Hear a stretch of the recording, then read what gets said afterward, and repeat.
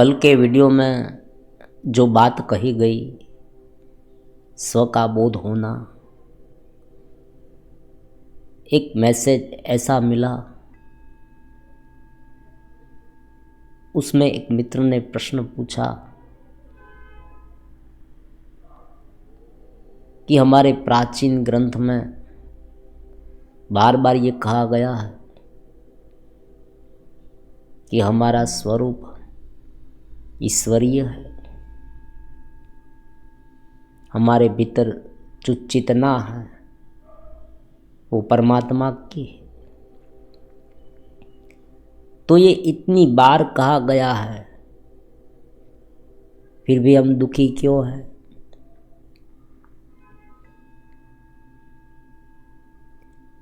हम इतनी मुश्किल में क्यों हैं? इतने व्यथित क्यों हैं? इतने डिस्टर्ब क्यों हैं? और ये जगत में आप देखें, बहुत सारे लोगों के पास ये सब ग्रंथ होते हैं। लोग कथा में जाते हैं और ये बात सुनते हैं, कभी कभी वीडियो में सुनते हैं कि भाई मेरे भीतर परमात्मा है, चेतना है, आत्मा है। ये कोई ऐसी बात नहीं है कि जो बहुत ही नवीन हो। इसमें क्या नया कहा? अगर कोई व्यक्ति आपके पास आए और आपको ये कहे कि आपके भीतर परमात्मा बैठे हैं, तो आप तुरंत उसे कहेंगे कि भाई इसमें आपने क्या नया कहा? ये तो बहुत सामान्य बात है। मेरे भीतर परमात्मा है, सभी में परमात्मा है, चारों ओर परमात्मा है। तो ये जो सिद्धांत है ये तो वास्तव में है और ये बहुत बार बोला गया है।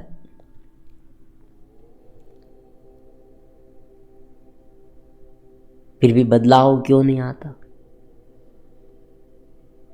अब देखो, एक बहुत ही महत्वपूर्ण बात यहाँ पर कहनी है कि अगर वास्तविक रूप में ये जो सिद्धांत है, समझे, इसे ब्रह्म विद्या कहा गया है। हम अलग अलग वीडियो के माध्यम से ये ब्रह्म विद्या को कैसे प्राप्त करें, हमारे भीतर उनकी कैसे अनुभूति करें, उनके बारे में भी चर्चा करने वाले हैं। तो ये जो ब्रह्म विद्या है, उनका वास्तविक रूप में अगर किसी को अनुभव हो थोड़ा बहुत, तो भी वो आनंद से भर जाएगा, अपने स्वरूप का बोध उसे होने लगेगा। लेकिन ये इसलिए नहीं होता है कि व्यक्ति माया में है, अविद्या में है। उनका जो मन है, इंद्रिया है, विषय है, वो इतने उन पर हावी हो गए हैं कि वो स्वबोध नहीं कर सकता। केवल बोलने से ये शाब्दिक ज्ञान हो जाता है, समझे। एक व्यक्ति ने कहा, दूसरे व्यक्ति ने सुना, ये शाब्दिक हो गया। उनका मनन करना होगा, और मनन से क्या होगा ये भी है, ये एक विधि बन जाएगी। देखो, मनन करना, ध्यान करना, मंत्र जाप करना, ये सारी विधियां है। इस विधि के माध्यम से उनका अनुभव होता है। जिस तरह से दूध है, दूध में के भीतर घी है। जब आप दूध में से मक्खन निकालेंगे, दूध में से मक्खन निकालेंगे, बाद में घी बनेगा ना। तुरंत हमें घी नहीं मिलेगा, पूरी प्रोसेस है उनकी। वो प्रोसेस के बाद हमें उस तत्व का अनुभव होगा। तो ब्रह्म विद्या में, आत्मज्ञान की विद्या में पहले समझ होती है कि क्या है। वो समझ के बाद विवेक ज्ञान से उसे अलग करना होता है। ये उनकी प्रमुख गत्य विधि है। बुद्धि जो है, देखो ज्ञान में सबसे ज़्यादा उपयोग बुद्धि का होता है। अगर आपको ज्ञान मार्ग से आगे बढ़ना है तो बुद्धि काम करेगी। भक्ति मार्ग में भावना से काम होगा, परमात्मा के प्रति प्रेम बढ़ाते जाए। जो प्रेम हम जगत से कर रहे हैं वो परमात्मा से करने लगे तो हमारा काम बन जाएगा। तो यहाँ पर महत्वपूर्ण जो बात है कि इतने सारे शास्त्र हैं, इतने सारे विधान हैं, इतनी सारी समझ है, मतलब मान लिया है व्यक्ति ने। वह व्यक्ति बोल रहा है कि बोधो हम, फिर भी ये क्यों नहीं हो रहा? क्योंकि उनकी प्रोसेस है। अब जरा गहराई से इस बात को समझेंगे तो जो स्व का बोध है, जो आत्मा का प्रकाश है, जो परमात्मा है, जो निरंतर चेतना है, वो बुद्धि के माध्यम से पहले बुद्धि में आती है, बुद्धि में वो प्रकाशित होती है। वहाँ हमें अपने स्वरूप का बोध होता है कि मैं हूँ, अपने आप का भान होता है। आप देखिए स्वप्न में हम अपने शरीर का भान भूल जाते हैं, ये हम समझ सकते हैं। जब हम सो जाते हैं नींद में, तब या तो हम गहरी नींद में होते हैं या तो स्वप्न वाली नींद में होते हैं, तब हम अपने आप को भूल जाते हैं। अब जागृत अवस्था में इस शरीर का बोध रहता है। तो ये जो जानने वाला है, जिसने पहली दफा जाना, समझे कि मैं हूं, वो बुद्धि है, शुद्ध बुद्धि, शुद्ध चित्त कहेंगे हम। वो आत्मा के बिल्कुल करीब है, क्योंकि वहां से अहंकार की शुरुआत होती है। एक समंदर है, उनमें से जब पहली लहर उठी तो वो अलग हुआ, समुंदर से लहर अलग हुई। तो उसी तरह से यहाँ भी हुआ, एक लहर जैसे उठी अहंकार की, वो अलग हो गया इस परमात्मा से। अहंकार से वो अलग हुआ कि मैं ये अलग हूँ। फिर धीरे धीरे उनके साथ प्रकृति की जो रचना है, जो पूरे विश्व में फैली हुई है, वो प्रकृति की रचना के मुताबिक मन के साथ, बुद्धि के साथ, इंद्रिय के साथ और शरीर के साथ बाद में धीरे धीरे गिरता गया, उनके साथ एकत्रित होता गया, मतलब उन्हें मैं हूँ मानता गया। जो विचार उत्पन्न हो रहे हैं वर्तमान समय में हमारे चित्त में, मन में, वृत्ति के रूप में, वो विचार मैं हूँ, उस तरह का वो मानने लगा। अब ये बात को हमें शांत चित्त से मनन करनी होगी और हमारे भीतर महसूस करनी होगी। अगर ये हम कर पाए तो अपने आप धीरे धीरे दोनों अलग हो जाएंगे। दूध में से जो पानी का भाग है ना, वो अलग और घी का भाग अलग। आज क्या है, आज मिक्सअप हो गया। परमात्मा जो है वो, उनका अंश आत्मा जो है हमारे भीतर है, लेकिन वो मन, बुद्धि, इंद्रिय के साथ इतना मिक्सअप हो गया है कि मन की सारी क्रियाकलाप को हम हमारी अपनी मान बैठे। हमें क्या करना है, हमें दोनों के बीच थोड़ी समझ विकसित करनी है कि जो मन के साथ क्रियाकलाप, जो वृत्तियाँ उत्पन्न हो रही है, वो सहज रूप से उत्पन्न हो। जहाँ मन हम पर हावी ना हो जाए। मन जो है, मन के साथ आत्मा जुड़ा हुआ है। मन के साथ कोई भी विचार आप करेंगे ना, तो उस वृत्ति के साथ चेतना जुड़ी हुई है। लेकिन हमारा ध्यान कहाँ है? मन के विचारों में। मान लीजिए कोई व्यक्ति बहुत डिप्रेशन में आ गया। हर एक व्यक्ति को ये अनुभव हर एक व्यक्ति कर सकता है। मान लीजिए आपको बहुत गुस्सा आ गया, चलो बहुत गुस्सा आया, तब आप एक क्षण के लिए माने कि गुस्सा मैं नहीं कर रहा। गुस्से को देखें, तुरंत एक क्षण के लिए आपको ये समझ में आ जाएगा कि ये गुस्सा जो है ना वो कुछ अलग है। गुस्से पर आप काबू तुरंत पा लेंगे।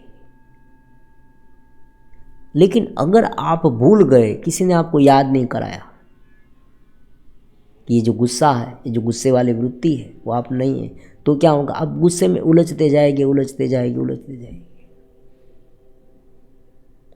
फिर आदत बन जाएगी।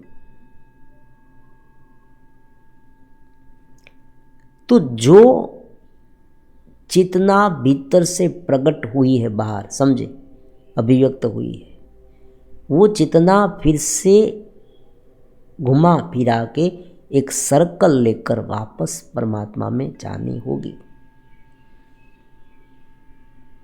अब ये पूरे ब्रह्मांड में भी हो रहा है। ये कितना अद्भुत सिद्धांत है, समझे। ये पूरे ब्रह्मांड में हो रहा है। किस तरह से? अलग अलग प्रकार के जो जीव है, आप ये भी कहेंगे, देखो यहाँ बहुत अलग अलग प्रकार के प्रश्न उठ सकते हैं, लेकिन थोड़ी समझने की कोशिश करेंगे तो ये ब्रह्म विद्या आसानी से हम समझ पाएंगे। देखो, आत्मा परमात्मा ये तो समझ में हमें आ गया। चारों ओर ब्रह्म है, उनमें से ये आत्मा, इनमें से ये जीव और ये सब जगत, ये सब एक सर्वव्यापकता का सिद्धांत है। सर्वव्यापकता का मतलब चारों ओर परमात्मा की शक्ति, प्रवर्तमान शक्ति, उनकी बुद्धिमत्ता, उनकी प्रकृति। आप कहेंगे वो कैसे? अब समझे, हमारा जन्म नहीं हुआ था, मेरा और आपका जन्म नहीं हुआ था, तब भी ये जगत था। अब हमारे माता पिता को किसने बनाया? ये जो प्रश्न है ना, बहुत महत्वपूर्ण है। हमारे माता पिता को किसने बनाया? आप कहेंगे वो तो उनके माता पिता के माध्यम से आए, तो उनके माता पिता को किसने बनाया? दूसरा प्रश्न, मान लीजिए ये बात को छोड़ दीजिए, अपने माता पिता की दूसरी बात करें। ये पेड़ पौधे ये सब कैसे बने? ये रचना कैसे बनी? ये इस तरह का सूरज है, इस तरह की बारिश आती है, ये सब किसने बनाया? ये फल फूल आ रहे हैं, वो किसने बनाए? अलग अलग प्रकार की जो रचना शरीर में है, वो किसने की? किसी का तो माइंड होगा ना। जिस तरह से हमारा माइंड, आप देखिए कोई एक मकान है, उसे देखकर आप तुरंत कहेंगे कि भाई ये मकान व्यक्ति ने बहुत अच्छा बनाया है। तो ये पूरा ब्रह्मांड बना हुआ है, तो उन्हें किसी तरह से कोई बुद्धि तो होगी ना। मान लीजिए उनका कर्ता कोई मनुष्य ना हो, लेकिन बुद्धिमत्ता होगी। तो परमात्मा सर्वव्यापकता, परमात्मा सर्वबुद्धिमान, जानने वाला, चेतनवंत, उसे बुद्धिमत्ता कहेंगे। और वो बुद्धिमत्ता जो है, जो भीतर की बुद्धिमत्ता है, वो बुद्धिमत्ता के माध्यम से ये पूरी प्रकृति बनी हुई है, उसे माया कहते हैं। देखो हम भागवत के बारे में जब अलग अलग चैप्टर को पढ़ेंगे और उनके बारे में सत्संग करेंगे और कैसे हम ऊपर उठ सकते हैं, उनके माध्यम से भी ये भी समझेंगे, तब हमें पता चलेगा कि भागवत में ये बात बहुत ही सुंदर रूप से वर्णित की गई है कि ये भगवान की लीला है। हमें हर एक स्वरूप को परमात्मा का स्वरूप मानना है। क्यों? क्योंकि उनकी प्रकृति से ये हुआ। सांख्य शास्त्र अति प्राचीन है। सांख्य शास्त्र में दो है, एक है पुरुष और एक है प्रकृति। प्रकृति परमात्मा की, प्रकृति अलग नहीं है। जहाँ प्रकृति देखी वहाँ हम कभी भी ये नहीं कह सकते कि प्रकृति परमात्मा के बिना है।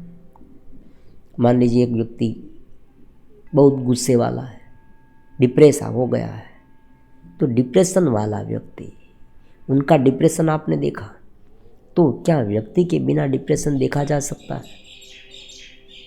कोई शक्ति आप देखेंगे तब उस शक्ति का भीतरी हिस्सा होगा, वो परमात्मा है, वो ब्रह्म है, चेतना है। तो चेतना में विवर्त होने के कारण ये प्रकृति उत्पन्न हुई और उनसे ये पूरा जगत बना है। और ये तर्क से हम समझ सकते हैं। अलग अलग आप देखें चीज़ वस्तुओं को देखेंगे तो आपको पता चलेगा कि हाँ ये है। अब ये सारी जो चीज़ वस्तुएं हैं उनका एक अंश हम है, मतलब हमारा शरीर है। मान लीजिए शरीर है 5 महाभूत तत्व का बना हुआ है, उनमें मन बुद्धि अहंकार है।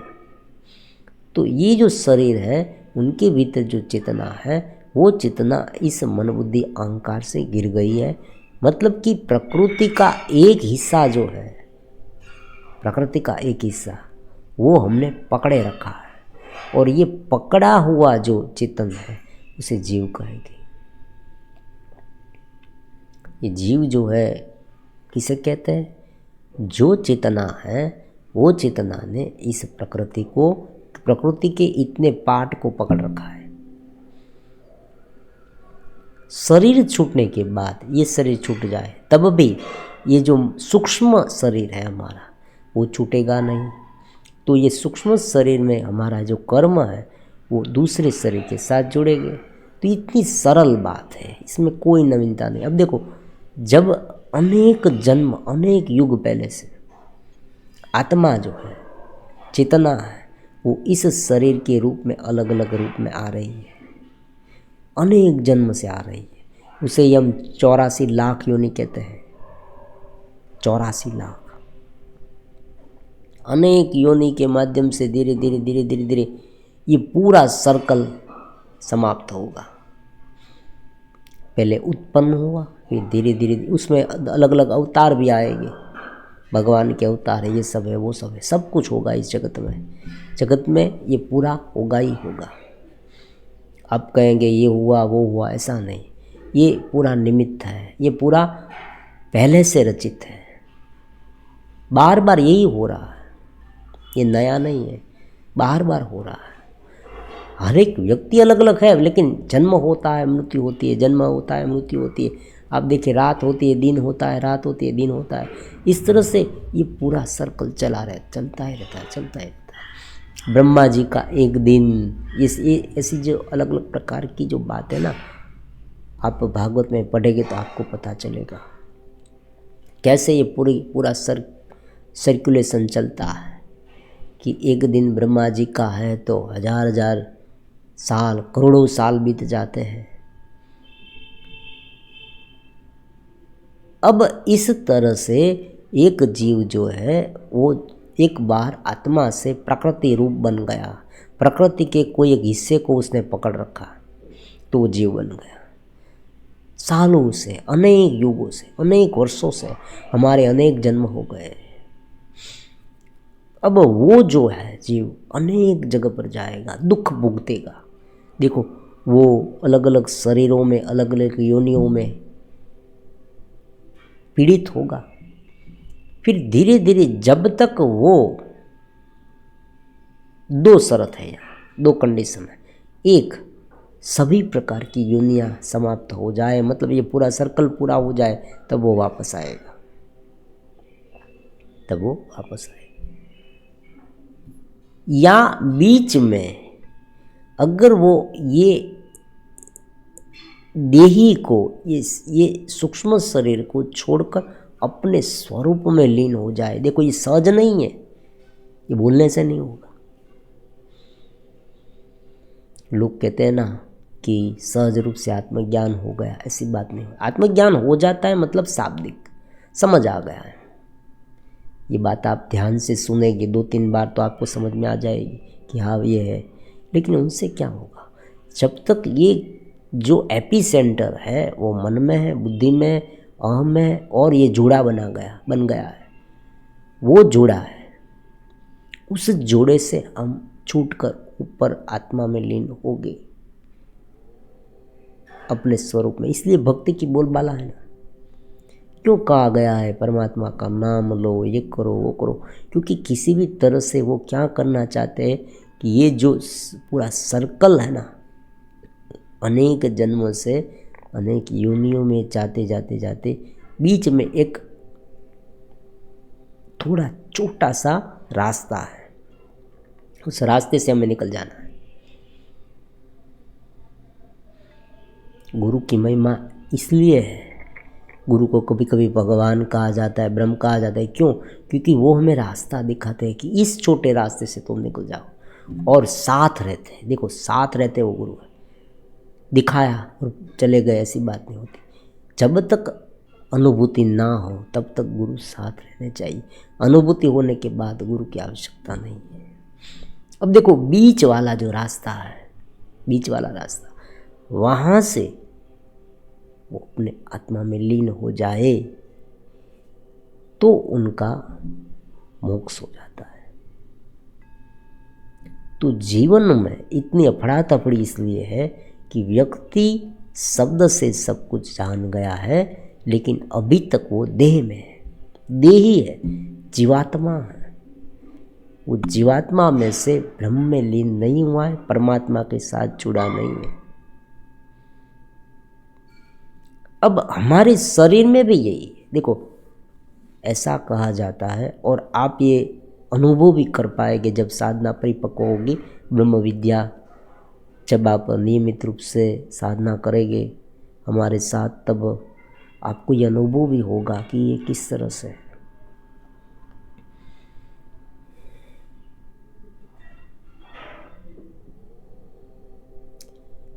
यथा अंडे तथा पिंडे, यथा पिंडे तथा ब्रह्मांडे। जैसी रचना इस पूरे ब्रह्मांड में है, वैसी रचना हमारे भीतर है। एक एक शरीर उनकी कार्बन कॉपी है, छोटी कॉपी, समझे? तो हमारा शरीर जो है ना, वो भी एक इस सर्कल की तरह है। यहाँ भी सर्कल पूरा करना है, समझे? ये ऊपर का जो है, ऊपर का ये है ब्रह्मरत्र। फिर वहाँ से आज्ञा चक्र आता है, फिर विशुद्ध चक्र, फिर नाद चक्र, फिर मणिपुर चक्र, फिर स्वाधिष्ठान चक्र, और फिर मूलाधार चक्र। ये ऊपर से नीचे है। साधक जब ऊपर उठते उठते उठते उठते यहाँ तक पहुँच जाएगा, कहाँ पहुँचेगा? ऊपर सहस्त्रचार चक्र में। सहस्त्रचार चक्र में जब वो पहुँचेगा तब उनकी साइकिल पूरी होगी। अब इस साइकिल पूरी करने में अनेक जन्म बीत जाए। क्यों बीतेगी? आप सब देख रहे हैं, क्योंकि व्यक्ति का मन हर हमेशा कहाँ होता है? विषय वासना में। आपने ये देखा होगा कि जो वीडियो होते हैं यूट्यूब में, यूट्यूब सब कुछ सच बता देती है।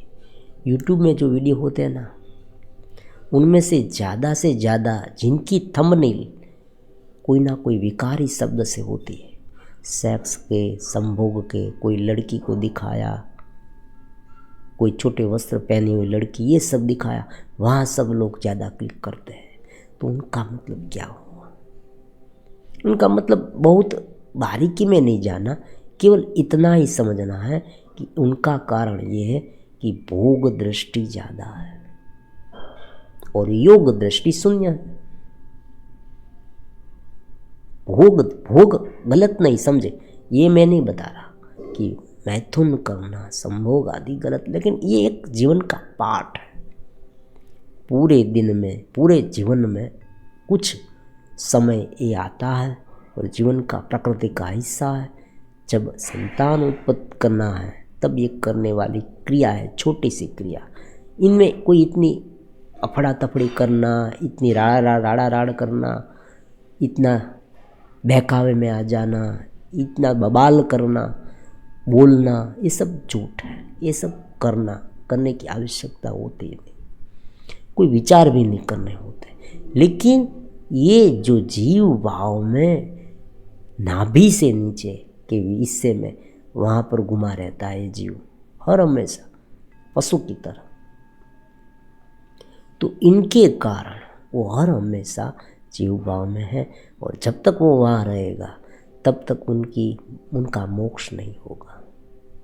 तो इसीलिए योग के माध्यम से उसे ऊपर चढ़ाना है, ये एक उपाय होगा। दूसरा उपाय है सांख्य शास्त्र के अनुसार आज्ञा चक्र में ध्यान करना। ये दोनों उपाय को हम ब्रह्म विद्या के साथ जोड़ देंगे।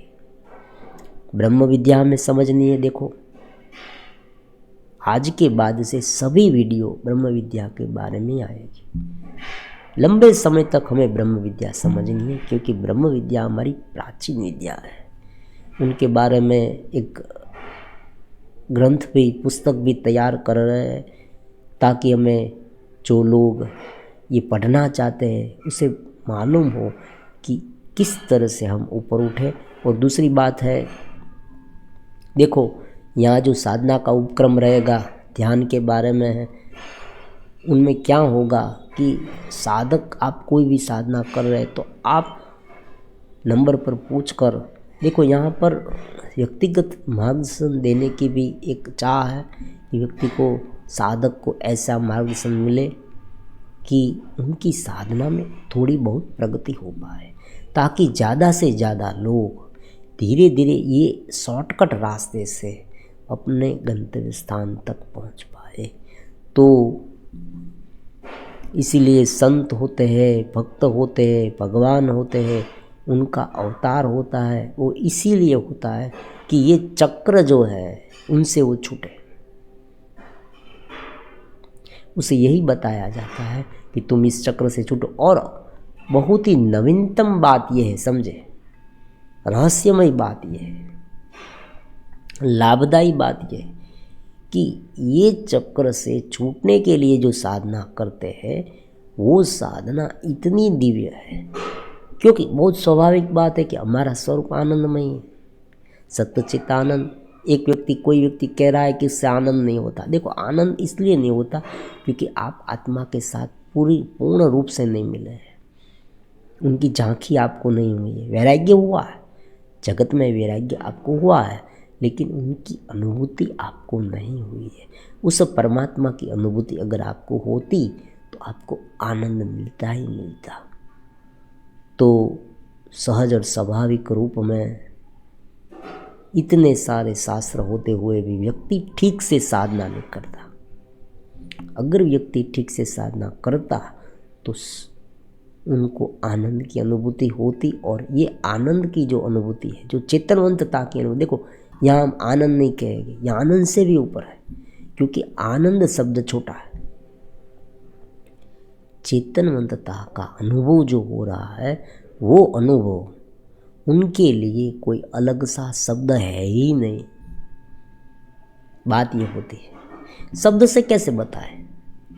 मान लीजिए आपको कोई जो मिठाई है, स्वीट है, वो आपको मीठी लगी, मिठाई स्वीट जो है वो आपको मीठी लगी, तो आप किस तरह से कहेंगे कि मुझे मीठी? आप कहेंगे मुझे बहुत अच्छी लगी, बहुत अच्छी लगी। लेकिन बहुत अच्छी लगी मतलब क्या, कैसे लगी? आपको लगी कैसे? मीठी लगी।